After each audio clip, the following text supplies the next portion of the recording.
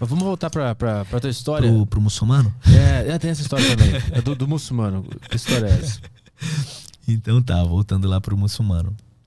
Essa eu tava no Marrocos. É legal, o livro é assim também, sabe?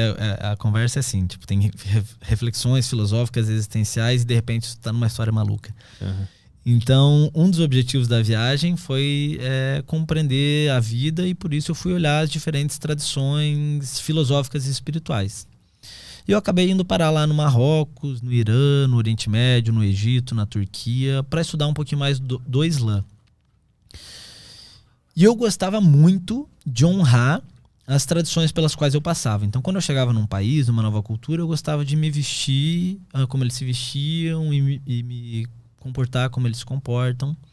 Então, eu cheguei lá no Marrocos, comprei um vestidão, um robe islâmico, comprei uma guífia, que é aquela touquinha que eles usam, e eu tinha feito a promessa, sei lá por quê, de não fazer a barba desde que eu deixasse o Brasil. Então, eu tava com uma barba muito grande. Então, eu tava puro que um muçulmano. Uhum.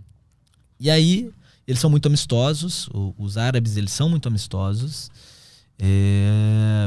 E quando eles acharam que eu era muçulmano, eles ficaram ainda mais amigáveis, e um deles veio falar comigo: pô, tu é muçulmano, não sei o quê. Falei: cara, não sou.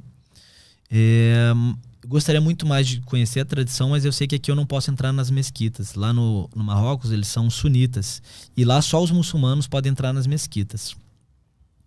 E aí ele falou assim: não, mas fica tranquilo que eu vou desenrolar com o imã. O imã é como se fosse um pastor para os muçulmanos, né? É o líder espiritual deles. Uhum. E aconteceu de eu cair lá no período do Ramadã. Eu tava lá no Ramadã. E aí então a mesquita tava cheia, lotada. Literalmente milhares de pessoas dentro de uma mesquita, aquele calorzão infernal. Só homens, né? Porque fica separado os homens das mulheres. E eu tava lá numa das 5 orações diárias, são 5, eu tava lá repetindo os ritos. Não fazia ideia do que eu tava fazendo, mas eu tava com muito respeito. Uhum. Tu repetia só o som que tu ouvia? Repetia o som, os ritos, e tentava me conectar de alguma maneira com aquela energia que tava rolando. Uhum. E aí, em um período dessa cerimônia, o imã, o pastor, o líder lá, me chamou lá na frente. Eu era o único turista no meio de milhares de outros muçulmanos. E colocou um microfone. Daí, quando eu tava indo lá, eu já comecei: meu Deus, o que eu vim fazer aqui, né? Veio um monte de preconceito na minha cabeça. Falei: cara, vamos sequestrar os radicais islâmicos. Como é que eu vou falar? Me fudi. Se eles descobrirem que eu sou do Brasil... sei lá, cara. Falei: tô ferrado. E aí, ele colocou o microfone na minha cara, e usando o amigo que me levou pra até lá, ele pediu pra eu repetir umas frases, umas palavras, que eu não fazia ideia do que eu tava repetindo, mas eu lembro de cor. Ashhadu an la ilaha illallah, Ashhadu anna Muhammad Rasulullah, que significa: eu acredito que Deus é um, e eu acredito que Maomé é o seu profeta. Meu irmão, quando eu falei isso, assim, a mesquita inteira veio gritando e chorando, me abraçar, e os caras me colocando no ombro. Falei: cara, será que eu sou um profeta? Que eu sou Maomé? Alguma coisa assim. E aí depois eu fui entender que essas são as frases, a shahada, que é o que você repete quando você está se convertendo ao Islã. Então eles me fizeram repetir isso sem eu saber que, tipo, eu não tinha dito que eu queria. Eu falei: eu quero conhecer o Islã. Eles te converteram. Converteram sem eu saber. Sem te falar. Então eu sou islâmico, sou muçulmano. Oficialmente? Agora, oficialmente, o que me garantiu algumas vantagens nos países seguintes. É mesmo? De eu poder entrar em algumas mesquitas, ser melhor aceito, e até sair com uma muçulmana, porque eu era muçulmano também. Então mas como é que eles sabiam que tu estava convertido? Porque eu falava shahada. Ashhadu anna Muhammad Rasul, Ashhadu anna Ilalawá, Ashhadu... Cuidado que tu deixou de ser muçulmano agora. Caraca. Mas se eu decorar isso aí e for pra lá... Não, então, assim, realmente, eu falo brincando que eu sou muçulmano, tá? Com muito respeito à tradição. Pra você realmente ser... você tem que acreditar nos valores e seguir aquilo. Mas, literalmente, para os muçulmanos, sem exceção, você repetir a shahada com alguém como testemunha, seja quem for, você se torna muçulmano. Mas aí depois tu precisa levar esse cara sempre? Não, para eles, se você fizer isso, você já é um muçulmano. Mas assim, a minha pergunta é: como é que o cara do outro bairro sabe que tu foi convertido e tem acesso àquela... Não, porque eu repetia a shahada. Eu falava que aconteceu isso, e para eles estava ok. Entendi. O De La Cumbre passou pela mesma coisa, né? Ele foi... o De La Cumbre também viveu. Um abraço, Marcola. É que o dele foi um pouco diferente. Eu não lembro, tô tentando lembrar aqui. Pra ele escapar de uma situação lá. Verdade. Acho que ele também repetiu, sim. Ele repetiu um negócio pra um policial, um negócio assim. Que ele tava indo pra Israel e tava indo pra lá. E aí eles estavam meio que brigando. Como assim tá vindo de Israel e tal? Aí ele repetiu o negócio. Foi um negócio assim, né? Não lembro direito. Tem um corte que ele contou a história, né?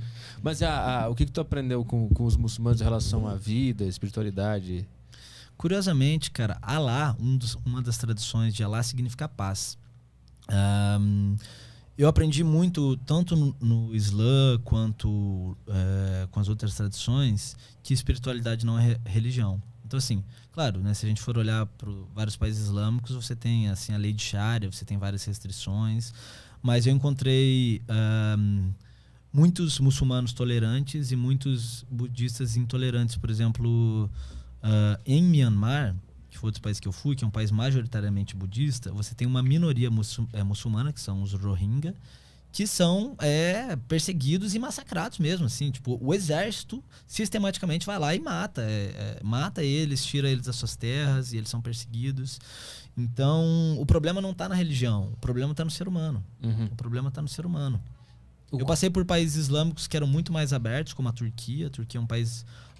95 ou 99% da população é islâmica. Quem está governando lá hoje é um ditador, né? O Erdogan.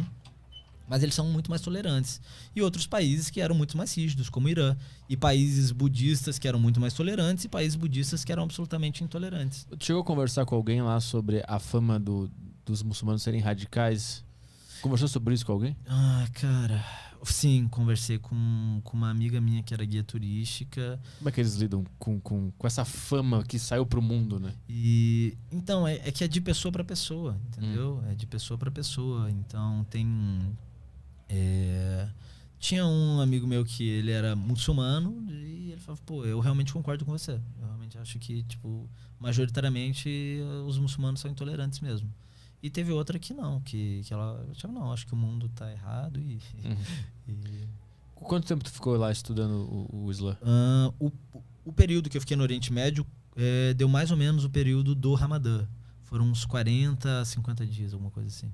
E além desse negócio que tu falou que significa paz e tal, que não significa, né? Uma dos ensinamentos é a paz, né? Não, Alá significa... uma das tradições de Alá, que é Deus, né? É paz. É paz. E o que mais que se pode aprender com o Islã naquele sentido da busca interna, de entender a nossa própria cabeça e tal? Pô, irmão, eu vou ser sincero que eu não me aprofundei tanto assim pra poder dizer qualquer coisa. Mas lá no Islã... eles, embora a gente tenha essa visão intolerante, e em muitos casos faça sentido, dependendo da tradição que você estiver falando,